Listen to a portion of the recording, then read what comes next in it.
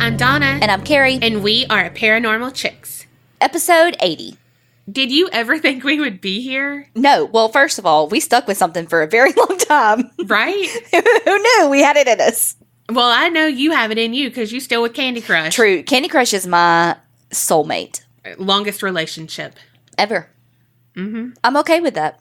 But I will say, she cheats on Candy Crush with Toy Blast. Y'all know. I mean, a girl's got to have a little something on the side. She got her toys, y'all.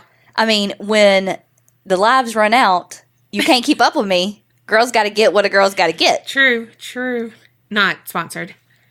I mean, I'm not ashamed of it. You know what else I'm not ashamed of? That this is the last episode before the start of Halloween. Yes. No. But good segue, because you know who's going to get a lot of fucking Halloween stuff? Kids that come trick-or-treating. This bitch. New Patreoners. Look at us. Teamwork. What's going to work? Teamwork. Thank you so freaking much. Susan J. from Illinois. Jen M. from California. And Emily L. from Louisiana. They have signed up for Patreon. They are going to get all the fucking Halloween good. They're getting tricks, treats, and no smelling of the feets. Oh my God.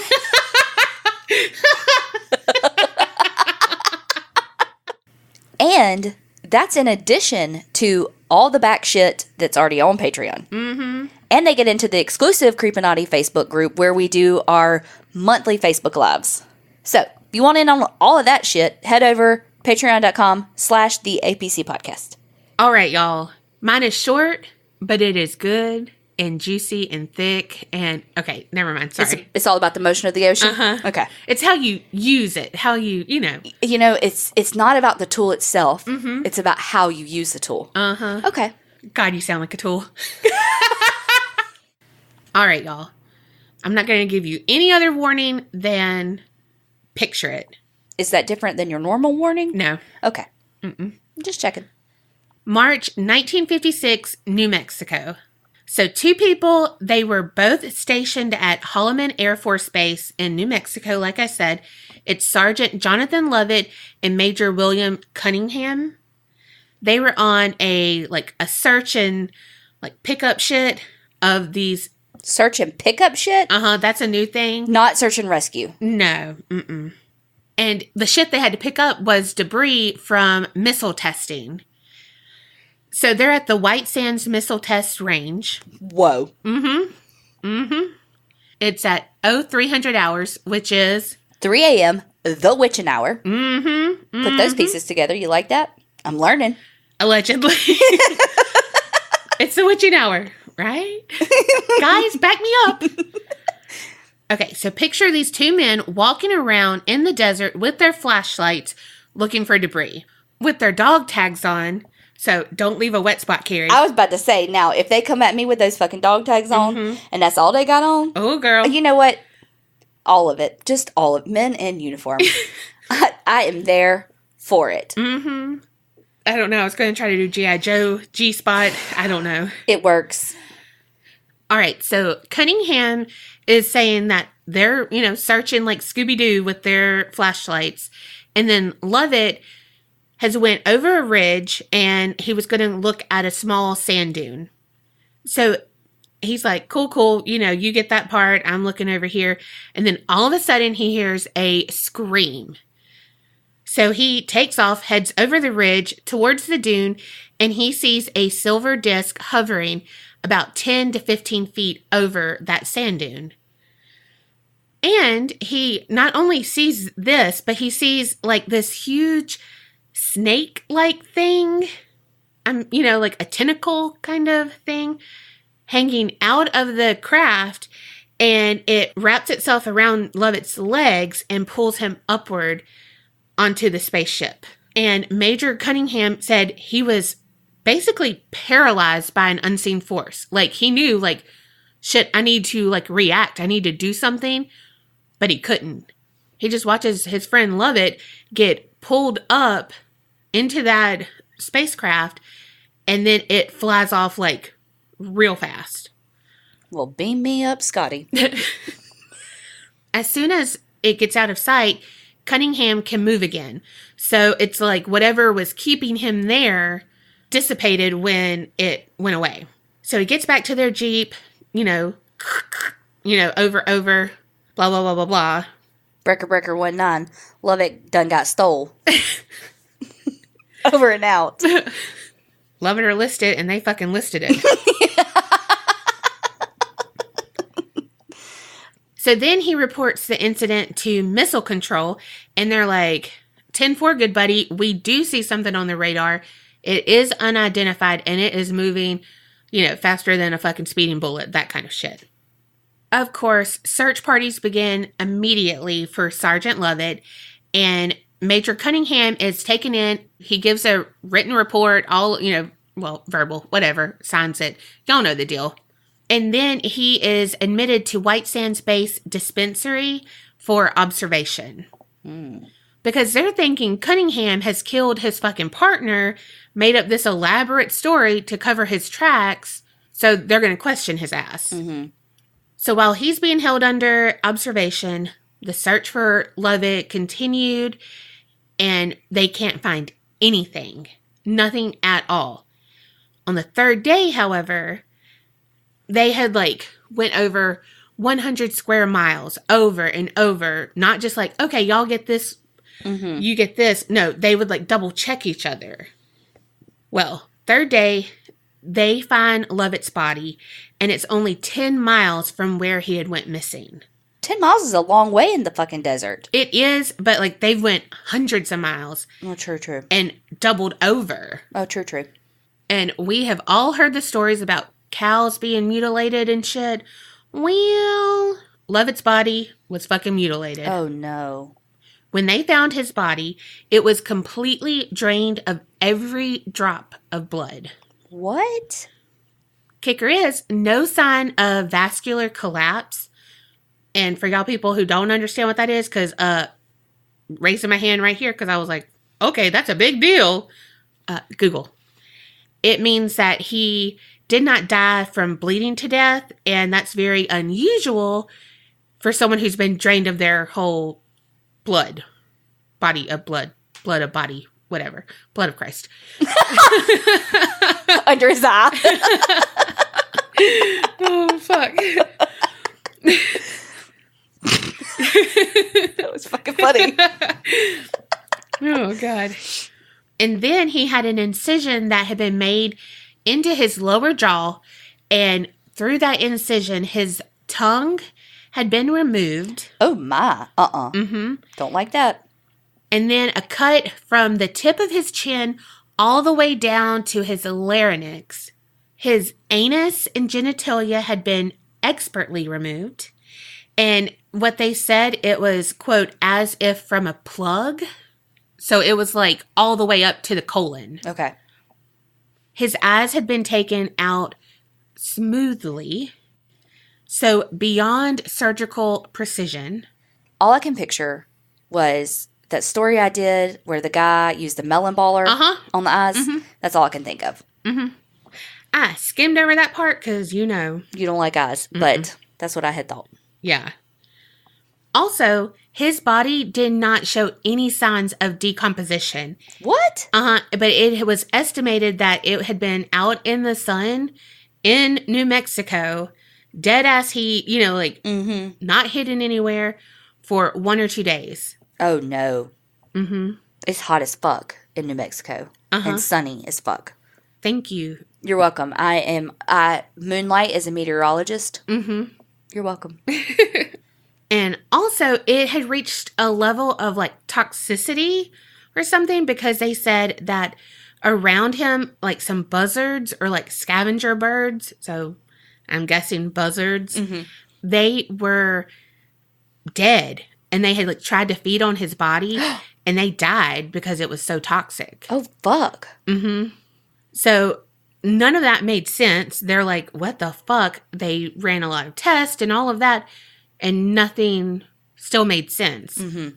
So Major Cunningham was accused of murdering him. Oh, no. Mm-hmm. But after all of this, and they went through some shit. Because, everything that had happened, there's no way that Cunningham could have done all of that if he was under observation with his body, you know, like all of that. Well, and where would all the blood have gone? How would he have drained him? Like, all I picture is like when people go hunting and they like kill a deer, how they like string it up to bleed it out. And so it's like, that's all I can picture. Yeah. And how the fuck is he going to do that in the middle of the desert? And just happen to be like, oh, hey, here's a thing flying by that'll be on the radar. Let me call them. Ooh, this, like the timing, like it's impeccable. You know what I mean? Yeah. So the charges were later dropped. Apparently, this incident, it originated in a report that is alleged report, you know? Mm-hmm. And it was called the Grudge/Blue Book Report 13. A lot of shit about this, I don't even know. Like, I didn't want to get on another government watch list or anything because researching this, I was on some like looking shady 1997 like Angel Fire websites. So Donna showed me the website at dinner, like didn't show me the content. I had no idea what she was doing, but showed me like it's like a black background with green and it was very Heaven's Gates-esque. Yes. I mean, like it probably had Comic Sans as the font. Right. I mean, straight from 1997. Straight from, I'm going to make a website. Yes. They probably bought the how-to dummy book, you know? Oh, 100%. So, also, I mean, there's like so much mystery around this case because they're like, okay, is this document real? It's supposed to have been like analyzed by a certain high up official, you know, all of the things buried in conspiracy theories and all of that. And again, I'm like, well, you know, you can't prove anything. But then also it's like, well, his body wasn't like turned over for analysis. You know, like, I don't know. It's just so much. It's like, it's a government. They can cover up anything. But also it's like, it's an alien abduction thing and he was mutilated. Which one's right? You know? Like, I don't know. But it's fucking strange if it did happen. What if it's a government cover-up made to look like an alien abduction so that it looked like a government cover-up to cover up what it was actually covering up? Damn. I'm telling you, like, you tried not to make sense, but that made sense to me. No, but I wanted it to make sense. Oh, okay. Well, at first it didn't, but then I was like, fucking mind blown. That makes sense. That's what I'm saying. And now our podcast gets shut down. Like, oh, fuck, that Kerri. She knows. And then all you hear is, because I really think that's a thing. Like, like when some like stupid news story breaks, that's like all over the news, and it's like, well, that's weird. It came out of nowhere. But like, meanwhile, over here, the government's doing some shady shit, but you're concentrating on somebody having an affair. Yeah. You know, some politician having an affair with an intern, and that's all the news cycle. And meanwhile, we just got into a war with somebody, and we don't even know because we're worried about who's sticking his intern. Right. And like a bill got passed or some, you know, like something that like we're truly, like, oh, I mean, it's all a magic trick where it's like, oh, look over here while I'm easily doing it over here. And we fall for it every fucking time. Okay. So, you know, I have to go to Reddit. Like, well, in this situation, Reddit's where you need to go. You got to get out of the 1997 at websites and go to Reddit. I know, when Reddit is a step up and I can understand that better. Reddit is so fucking confusing. Can somebody teach me Reddit? So confusing. I am now at that age where I'm like, YouTube, how to do Reddit.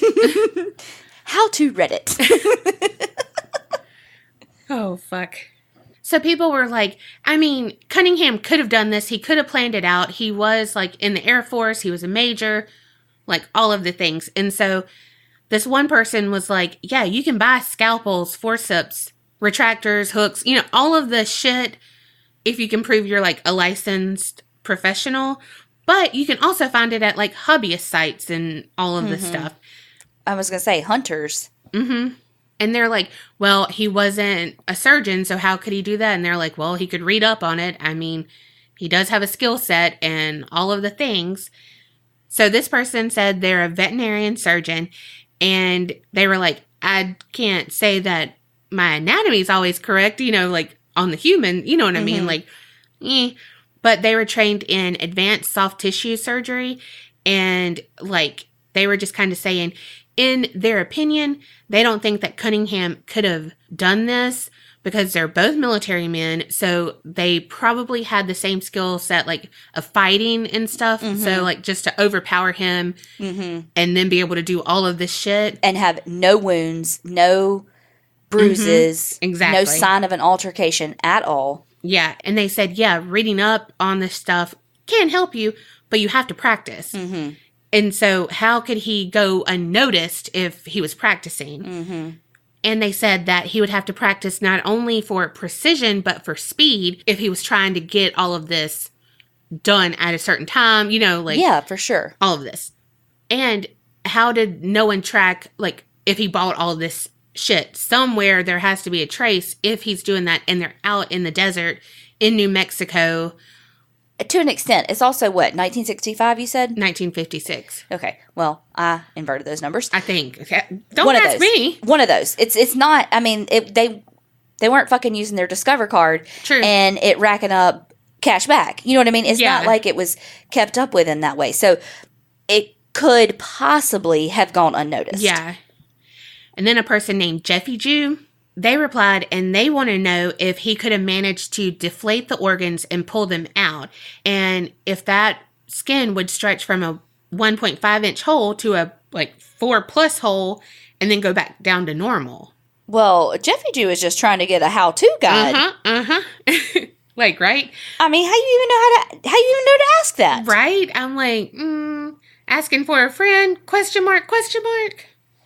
Government, if you're listening to this, you might want to check into him. I'm just saying. Right? I mean, he's going to be the next one on... Okay, good one. I couldn't think of a show. I almost said... America's Most Wanted? No, I was about to say Criminal, but I was trying to say Mindhunter, and then it just didn't... My brain went... Then that Ruby Pip Lilly said to deflate the organs, he would need a suction device to suck out the blood, bile, fluids, mucus, undigested food, feces, all of that. And they said that these devices exist, but they won't suck out an actual organ, and not all organs deflate. But he did say that the skin does stretch and, like, regain the shape afterwards. So, like, all his organs were removed? Well, some of them were. Yeah. But, like, no bodily fluid and all of that was in there. But I just saw that and I was like, I mean, people are having discussions. They're trying to understand this shit. And it kind of, like, okay. I mean, I don't think Cunningham did it either. I don't necessarily know if aliens did it. But... You know, all I can think about is because in my head, Lovette is like a 21-year-old soldier. And I keep just thinking, his poor mama. Oh, I know. Like, all of this, but he has a family that has no answers. Right. Unfortunately. If this is even real, if that blue book is true and this report is real, yeah, it's really sad that there's no answers and that his family had to see his body like that. And... Hold on. We don't even know if Cunningham and Lovette are real people? Okay. I thought... Now, this fucking story just took a turn in my brain. I thought... I said it, that... No. Yes, you did. In your defense, you did. But I thought they were real people. Lovette really fucking died. And he really was about to get charged with his fucking murder. And... I mean, it might have happened. But we don't even know for sure. And look. I researched. But there were some sites that were needing to be translated. And I said, no. Because I don't want to be abducted myself. Also, let me just say that shout out to Philip Adam. He suggested this way back when. And by suggested, I mean he put it in the Facebook group and was like, this is kind of weird. What do y'all think? And I was like, let me mark that down to research. And then, yeah, I researched it now. And that's what I think, Philip. I'm at a loss now. I was on board. I was on board saying... I don't think it's Cunningham. I don't I don't fucking know about aliens. Because, my first thought when you were describing what Cunningham said he saw with the aliens, I was looking at you like, for fucking real. But on the other hand, I don't not believe in aliens. Yeah. So, I was like, okay, open your mind up, Kerri. Let's hear the story. And I was on board that some weird shit went down. Yeah. But now we don't even know if the story's fucking real. Right. Like, do we not know if the story's real, like, as in, was it aliens, right? No, we don't even know if these people existed. Right. Well, damn. Y'all tell us what you think. Mm-hmm. Have you heard about it? Do you know them? Are they your uncle? Your long-lost uncle? Somebody do a 23andMe and find out if they're related. Not sponsored. Well, we're going to move on to a story that we know actually happened. Allegedly. Okay, so for my story, we're coming a little more into the future to 2008. Oh, fuck. That's close. We're going to Pleasanton, California. California. California. There was a girl, not a girl, she was an adult. Her name was Ernest Scherer. Catherine was married, had kids, and was about to go on vacation, and her parents were going with them. They were going to go to Hawaii, and they were leaving in the next week, and she needed to work out a couple little trip details with them. And so she called her parents, and they didn't answer. And so she's like, okay. So she called a couple more times, and still they didn't answer. And so she's like, what the fuck? And they usually at least call back, Yeah. Because her parents were very active. They lived in a country club community. They were just very active. And so it was like, well, they're out and about. They'll call me back. But they never did. And so she's like, some shit's going on. Yeah. Like, skirt. So Catherine calls the country club and is like, can somebody please go check on my parents? They're not answering the phone. I don't know what's going on, but they're not answering the phone. The police got to the house and they're looking around. And they find the body of Ernest Scherer Jr. and his wife, Charlene Abendroth, who are both Catherine's parents. Blessed. Well, both of them were dead, but they weren't just dead. They were brutally murdered. Oh, fuck no. Their bodies were found on March 14th of 2008. So Ernest... Hey, mine was in March. Was it? Mm-hmm. So Ernest Scherer Jr., he was 60 years old, and Charlene was 57. Ernest was a real estate investor, and Charlene was an accounting professor at California State University. Yeah, so not jobs that you would really think they'd have enemies at. Right. Well, just a little bit of background about them. Like I said, they had a daughter named Catherine. They also had a son, Ernest Scherer III, who went by Ernie. So the police are like, what the hell, when they get inside? They both had been beaten very badly and stabbed to death. Oh, no. I hate stabs. Like, No, I hate hammers. Oh, yeah, for sure that. But it's just like, oh, my God.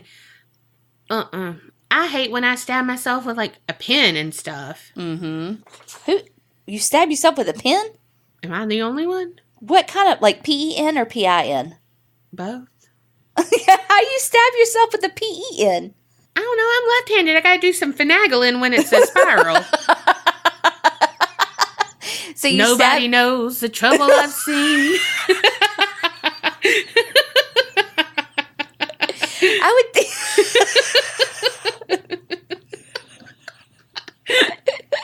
I would think you would stab yourself with, like, the spiral part before a writing pen. I'm trying to get jiggy with it. I don't know. I wish y'all could see that she is writing in the air, so I understand that she's left-handed. Thank you. I've known you for 30 fucking years. I'm so glad I now know you're left-handed. Surprise, bitch. My whole friendship has been a lie. So the police are starting to, investigate, obvi, dead bodies, stabbed, beaten to death. And the thing is that the house was unlocked. There were no signs of forced entry. And the upstairs area had been ransacked. But as the police are looking more, they're like, this looks like somebody watched like a how to ransack, like how to ransack a house for dummies. You know what I mean? And so they were like, it was just like, oh, let me pull this shirt out of this drawer and leave it open so it looks like I looked in here. You know, it just was it had a very staged feeling. Right. And the downstairs was not ransacked. It was just the upstairs. Also upstairs in Ernest's wallet was $700 in cash. What? And then, so just like the day before, I think, Ernest had been to the casino and won $9,000. What? And that was also in plain view, like $9,000 in hundreds. What? Oh, he was going to roll in that. I mean, wouldn't you? Girl, spread that shit out on the bed and do fucking money wings in them. Uh-huh.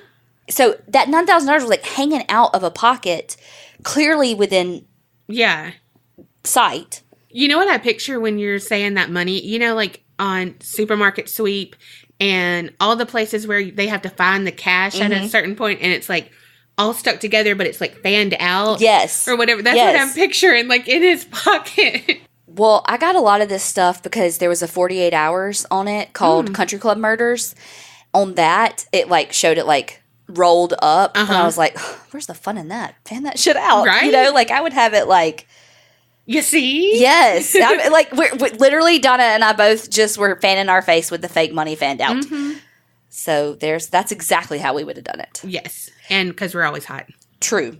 I also had a couple of articles that I found a lot of stuff in too. But there was like this website that was the whole like people versus the killer. And it was like the trial, basically transcripts that I found. Damn.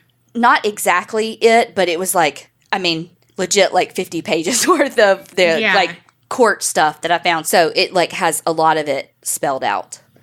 Ernest Jr.'s wedding ring was laying on the kitchen floor by his body. And police said that basically Ernest fought his attacker so hard, his wedding ring came off. Damn. Well, Charlene was still wearing all of her jewelry. And I mean, they were pretty fucking well-to-do. Like, you know what I mean? So she wasn't wearing fucking cubic zirconia big-ass diamonds. You know what I mean? Well, her purse was still sitting on the kitchen table. So it's like there's all this money and jewelry laying around, but the place is made to look ransacked, but what was taken? Right. The police also noted that their bodies had already started to decompose. Oh, gosh. At the time, they were like, they've been dead for 4 to 12 days. Fuck. And so they did the autopsy. They said that they had both been stabbed in their heads, arms, all over their chest, wrists had been slit, and their throats had been cut. Fuck. Ernest had 6 blunt force trauma injuries, and Charlene had a lot of the same injuries as him, but hers were more extensive. The other thing that the police found in the house were bloody footprints. Oh, fuck. Well, so they look at the, like, you know, they get like a thing of the footprint, like a cast or a thing, so they can compare, you know, forensics. We have a true crime podcast. And they know that the shoe was a size 12, and it was a Nike Impacts Tomahawk. That was the brand. Oh, size 12. Hello. Well, this was the thing. There was like a weird blood trail, though. Like, it was like from the shoes, like, to the linen closet. So it was like, well, the way the trail went, police were like, did whoever it was know where they were going for that closet? You know what I mean? Like, it was just such a random, like, it was like whoever was there, whoever did it, knew where they were walking to. Like, they knew, like, they were going to that closet for something specific. Police were a little bit, about the footprint, too, because they were like, it's too perfect. Like, it's not smeared. It's not, you know, it's a slippery floor because it's, like, very polished tile, you know, and it's wet with blood and there's no slipping anywhere, you know, so they just were kind of like, this footprint's too perfect. So police at the very beginning were like, something's not right. Also, with the door being unlocked, they're like, they had to have known who it was because they clearly let them in. Yeah. Well, the police tell Catherine what happened, and she calls her brother Ernie and is like, you know, come in, like, shit went down, you need to come in town, mom and dad have died, you know. Well, the day after they did the autopsies, so now we're on March 18th, the police do a walkthrough with the kids and who was closest to them to see if anything's missing. Well, when they were looking through the house, Ernie goes to that linen closet and pulls out one of his dad's swords. And it's like this really nice sword that's like, he pulls it out of its little casing thing. Sheath. Yeah, that. I almost said that and I was like, I don't know if that's right. I don't know if it's right. Sounds right. I thought it was, so it probably is. Two people can't, you know. Two people can't be wrong. I mean. If we're the only ones in the room. So Ernie turns to his wife and he's like, isn't this a nice sword? She's like, yeah, okay. Like sure. Bigger fucking fish to fry here, buddy. You right. know? And so he puts it back in, and as he's turning to walk away, he says, under his breath, I wonder where the other one is. And so his wife is like, skirt. Right. That's weird. So the police are trying to determine, again, when did they actually die so that they can start fucking interviewing people and getting alibis and the like. Yeah. Well, based on their stomach content and kind of the last time that they were seen, because when they were found, they were in their PJs. So they were killed at night. I mean, I guess they could have been killed in the morning, but whatever. And so the police kind of put some pieces together, and they know that on the night of the 7th, that they had had dinner around 6:30 at the country club's restaurant and went home, you know, and vegged out. They also know that on March 9th, the clocks were supposed to be set forward for daylight savings time. And when the police got there on the 14th, none of the clocks had been changed. Don't come to my house thinking that you're going to find clocks changed. Well, but they know, too, that Ernest had called and left a message for his daughter at about 7 o'clock the night of the 7th. They also know that Ernest had had a phone call with a former congressman at like 8:30 that night, too. Very she. Hoity-toity. Well, and that's the last that anybody had, like, spoke to them or knew, you know. So the police were like, okay, we know that they were killed at some point after 8:30 p.m. on the 7th. Or at the very least, at the wee hours of the morning of the 8th. Well, so the police kind of know now the timeline. And so they're like, okay, let's start digging into their lives. Let's look at, of course, number one, family first. But also, let's find out a little bit about who they are. So they know that Charlene was a professor. So let's see, did she have any students that held grudges? You know, that kind of thing. We also know that Ernest was really involved in local politics, and to be frank, a lot of people didn't like him. Oh shit. He was kind of a shit stirrer, like in that, like, okay, let's say that because he was on the school board, so let's say that they were trying to make a vote, you know, he was always the, like, that one fucking vote. You know what I mean? And so he actually was, like, dismissed from the school board, and so there was just a lot. There was a lot of animosity. He really, like, he held grudges for like 20 years about some of this stuff. Like, it was, you know, he had some skeletons in the closet, if you will. So the police have that in the back of their minds, but they also are like, okay, we gotta look at the kids too. The police look at Catherine and they're like, this isn't her. Like, there's like that, you know, you just know. And she had alibis, and she, you know, she had all the things. It wasn't her. So the police turn to their son, Ernie. Ernie is married, has like a 3-year-old son, but his alibi just was not good. His alibi was that his wife and kid were gone, like, for the weekend or whatever, and he had gotten home and had gone to bed at like 6:30 that night because he was very tired and he slept through the night by himself. Okay. When they're interviewing him, Ernie's like, yeah, I mean, if you look at my cell phone records, it'll show, you know, the towers will show that Like, it'll show me getting right up to basically my front door. And, I stayed inside all night, I slept, I was tired. Damn. Well, here's the thing. It's reasonable that he would have been that tired to go to bed at 6:30 because Ernie was a professional poker player. So it's reasonable if he had been up all night in like a poker tournament or something that he would have wanted to go to bed that early. Mm-hmm. Well, when they were interviewing, he was like, I mean, their house is like 7 hours from my house. So it'd be like a 12-hour round trip. There's no way I could have done this, yada, yada, yada, yada, yada. And it was just a weird interaction. Yeah. And like he had thought about that shit. Yeah. And like a couple of days after they died, he's asking to see the will. And it was just the police, the hairs on the back of their neck were standing up. They were like, this doesn't feel right. Yeah. Shady McShaderson. Mm-hmm. So they start doing some digging. And they find out, he graduated from Brigham Young University, had a degree in economics. Damn. And he ended up marrying a girl that he met in college. Her name was Robin. Again, they had a 3-year-old, but instead of a life in business based on his degree, he decides to become a professional poker player. Mm-hmm. His wife supported him, but his mother did not. His sister said that it was like as soon as he decided to be a professional poker player, it was like his relationship with his mom immediately changed. Because she was like, you can't provide for your family and you can't, she just didn't support it. The dad was like, okay, you do what you want to do, but the mom was like, I don't support it. Well, he did pretty well at first. He was making like $100,000 a year on his winnings. Right. So he was not doing bad. Yeah, not too shabby. I mean, he's doing better than all of us, really. Same, yeah. Well, you would be included in the all of us, uh-huh.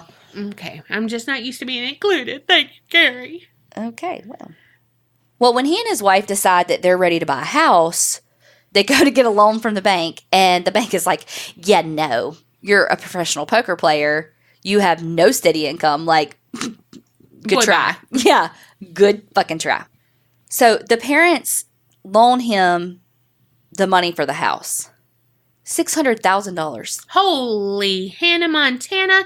That's a lot of fucking money. That is a lot of fucking money.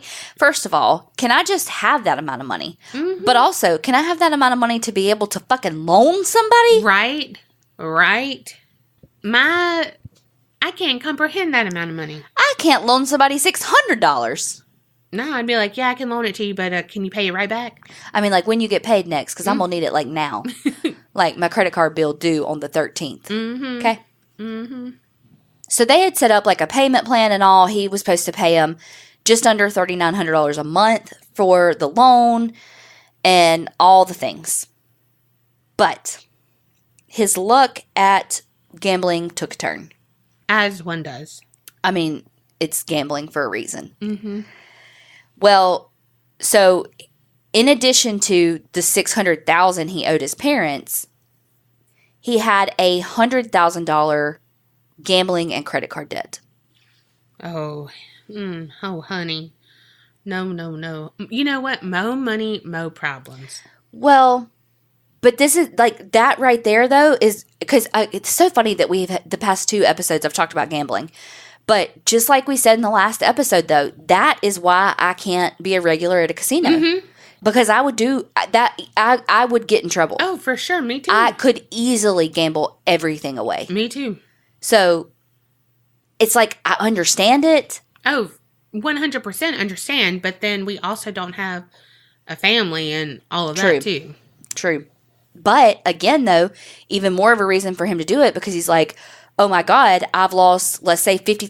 Mm-hmm. And he's like, well, let me just get this other 50 out and maybe I can win it all back, Yeah. The other thing, too, not only was he racking up all this debt, he was living a double life. Oh, shit. He was like a high roller in Las Vegas. And one time he met a girl who was from North Carolina and she was there on a business trip and they just happened to fucking meet. And she fell for him. He, even in 48 hours, she was like, I met him. I looked at his left hand. He didn't have a ring. Yeah. He knew what he was doing. He was out there looking and there was no way for her to have known. Yeah. Well, she started having a relationship with Ernie. They would travel together. Like, they had a whole separate life. That is so, like, mind-blowing. How people can do that. I know. And here's the thing, too, is that sometimes they would be gone for weeks. Like, how? Well, and that's the thing. Like, because he was a professional poker player, True. His wife thinks he's gone to some fucking poker tournament. Yeah, true. Her name is Adrienne Solomon. He even met Adrienne's mom. Whoa. Even told Adrienne's mom, I'm going to marry her. They even went and looked at fucking engagement rings. Wow. All the while, he knows he's married back in California. Wow. One of the things that really kind of made police go, was, remember how I talked about he was like trying to get his hands on the will? Even a couple of days before the parents died, he tried to get the will. But this is what I don't understand, though. He was just a couple of months away from his 30th birthday. And when he hit his 30th birthday, he got a $2 million inheritance. Whoa. Yeah, that's how much money they had. Oh my gosh. So it's like, like, it doesn't really make sense. So, like, why would he... Yeah. If he did this, why would he have killed them for the money if... Well, and sorry, one thing I forgot too was, though, the parents were kind of pressuring him to pay the $600,000 back because, you got to remember, it's 2008. That's when the market took a big turn, especially the housing market. Mm-hmm. And so they wanted their money back. Yeah. So he was feeling some pressure from them to pay it off. While I can see why he was worried about his inheritance, I don't understand why he would do this if he could have just been like, hey, hold out for 2 months until I turn 30, and then I'll give you your 6 Gs. Yeah. 600 Gs, excuse me. See, it's so much money, I can't even comprehend it. Right. Well, the financial burdens that he was under were really big. I mean, his gambling, he was going from... small bets, maybe the buy-in being like 200 to the buy-in being like 6,000, and bigger and bigger. It was just getting big, just huge bets. He was losing a lot of money, borrowing money, all the things.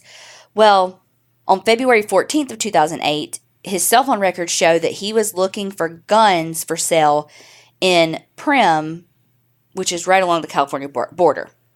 On March 6th, one of his friends went with him to buy a gun in Nevada because apparently, like, the laws are a little more lenient in Nevada than California for buying a gun. Well, the friend was going to buy the gun for Ernie. And then when they got there and they're talking to the guy at the shop, he realizes that it's like it's not the most above board thing. And it's a little, illegal. Mm-hmm. And so he was like, oh, no, and backed out because he's like, hell fucking no. I'm not going to illegally buy a gun for you. Mm-hmm. Well, and the thing was that Ernie had said that somebody had broken into his house and he wanted the gun for protection. So it wasn't just like Ernie was like, hey, will you go buy me a gun? And his friend was like, okay, let's go figure it. You know what I mean? Like, he had a tell. They know that on March 7th at like 10:45 in the morning, he withdrew $500 from Robin's checking account, his wife. And then he also had made a $500 withdrawal the day before. Then, at around noon, he used his credit card at a McDonald's in Primm, Nevada. And then, right after that, like around 12:30, he had gotten gas at a Chevron in Primm. His cell phone records showed that he was in Primm for like an hour and a half. And then, just like he said, basically, the cell phone records show him going back to his house. And then it doesn't pick back up until like 6:30 the next morning of his cell phone activity. But the whole time, the cell phone was at his house. So the police are doing their digging. They're still looking to see what they can find out. The parents live in a country club. There's security footage. Mm-hmm. And so they have video surveillance of a car coming and going, in that area that was a red convertible. And Ernie drives a red convertible Camaro. Oh, shit. And so they're like, that's him. Like, that is him. Because I forget the times, but it was like the car, the timestamps on it would have been like how long it would have taken him to drive there from like 6:30 p.m., the 6 or 7 hours. It would have been the car. The car passed back by, leaving like an hour and a half later. Yeah. You know, and so they're like, that's him. Like, we know that's him, but we cannot fucking prove it beyond reasonable doubt right now. Well, a few days after the murder, Ernie takes his car in and spends $140 fucking to get his Camaro washed from head to toe, inside and out. Even gets 4 new tires. All on the fucking Camaro. And the people that worked at the car cleaner placey thingy. Detailers? Sure. They said that they specifically remember him being there with his Camaro because they were like, he basically followed the Camaro the whole way through to make sure it was clean. Wow. Well, Ernie told the police that he wears a size 10 shoe, not a size 12. But again, the police are like, because the shoes look like somebody was like, and step in the blood and print. You know, it doesn't look like someone walking around a fucking crime scene, cleaning up or ransacking or whatever the fuck they were doing. Not long after the police are doing all this digging, Ernie tells his wife, like, look, I have to go clear my head. I gotta go. And she's like, where? And like, will I see you again? And he was basically like, I don't know. Oh, gosh. So this guy that they are pretty fucking sure killed his parents, but they just don't have enough yet to arrest him, is now like quasi on the run. Right. Like not on the run, but not on the run. He's on the trots. Well, while he's gone, this mother humper starts putting out all these ads on Craigslist for women. Like, oh my gosh. Single, looking for someone to hang out with, I'm great. Like, singles fucking ads. Yeah. He met all these different people. Like, I think it was like over 100 women that he met. What? Yeah, it was a fuck ton. I could be making that number up. Don't hold me to it. But it was a shit ton of people. A fuck ton of people, a shit ton of semen. Oh, okay. She was also one-eyeing me when she said that. For effect. Get it? It's a pirate semen. Here's the thing, too, is that these ads were fucking everywhere. They were like Portland, Seattle, Denver, Buffalo, Vegas, Baton Rouge, Memphis, New York. Like, literally all over the country, he was going to meet these women. He was on a fucking pussy parade. Well, his wife fucking found out about all of it, too. And was like, she found out about the ads, she found out about the girlfriend, she found out about fucking everything. And hell hath no fucking fury like a woman fucking scorned. So she tells police, she's like, he did this. Like, when he called her and said, I don't know when I'm going to see you again, she was like, he did this. She's like, I knew in my bones he did it at that moment. You know, when he said that about the sword, she was like, ooh, didn't sit right. You know, but then she was like, okay, I'm helping out. So she calls the police. She's like, this is everything I know. How can I help you? And they're like, okay, this is what we want you to do. We're going to record your conversation with him. You call him and tell him that we have this video of that red Camaro leaving, but tell him that we can see the driver. And so she calls him, and, you know, she knows he's out having affairs and doing all this stuff. But she's like playing the role of a lifetime and is like, you know, like, hey, how's it going? How you feeling? You know, she's like, look, the police told me that they have a surveillance video from the country club that shows a red Camaro and they can see the face of the driver. And he's like, you can see the face of the driver? And she's like, yeah, were you there? And there's this huge long pause. And then he's like, what else can you tell me about the video? And that she's like, for real, in that moment, it was like, son of a bitch. You know? And so again, it's not concrete evidence that he did it, but it's just a pile of circumstantial evidence. Yeah. The other thing is that the police did the drive from, you know, his house to the parents back to his house. And the cell phone went cold at like 6:30 p.m. And using the timestamps from the Camaro entering and leaving the country club, it is like exactly to the minute when the cell phone turned off and turned on. Wow. Like, not turn, you know what I mean? Like, he left his cell phone on at home, but the usage. Mm-hmm. Like, legit, basically to the minute. Well, they did find some DNA that was in the blood, like, of the shoes and stuff, that they were like, the defense was like, this is somebody else's DNA, yada, yada, yada. So it can't be him. But the prosecution had experts that were like, that could have been from the first responders. And so that kind of didn't sit well with me. I mean, do I think that Ernie did it? Oh, fucking absolutely. Mm-hmm. But that really was bothersome. That, like, so how many other people are getting off because there's somebody else's DNA there, but it's really a first responder's? Yeah. Or the flip side of that.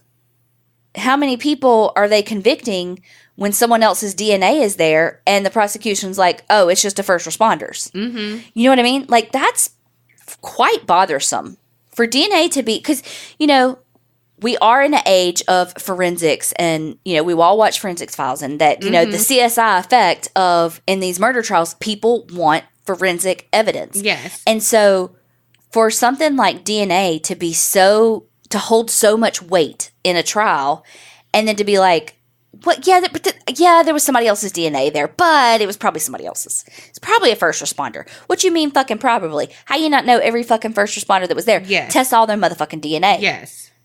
Like, I know it's expensive, but goddamn, this is somebody's life. Right. People died. So that just did not sit well with me. And, you know, that could be a whole nother discussion about, but I just was like, that, you know, you could look at both sides of how that impacts a prosecution and a defense of somebody else's DNA fucking being there. And why was that just like, yeah, well, you know, it could have been somebody else's. Well, I just took a DNA test. Turns out I'm 100% that bitch. The police arrested him February 23rd of 2009. And even though they had enough to arrest him, they're still fucking looking for evidence because they want to have every piece of everything that they could possibly find so that they get a conviction. Yeah. This is a one fucking shot deal, you know? So one of the investigators is poring over the crime scene photos for probably the 7 millionth time. And he's looking at this picture and he's like, what the fuck is that piece of paper? And so, like, they zoom in. It ends up, it's a piece of paper. It's a warranty card for a child's baseball bat. And it's bloody. And they realize that the murder weapon that they didn't know what it was that caused the blunt force trauma, it was a child's baseball bat. Like a new... Wow. And so that was the warranty card from this new child's baseball bat. So they're like, okay, we got a baseball bat. We know it's that. And we know there's Nike shoes. So we're like, let's look at his movements again. And they realized that right around that McDonald's and Chevron in Prim is a fucking Nike outlet. Wow. So they do some digging. And they find that Ernie was at that Nike outlet. And he bought, with cash though, but it was him, bought a child's baseball bat, soccer gloves, and a size 12 Nike tennis shoe. Wow. And they were like, got him. Mm-hmm. So they go through a 3-month trial.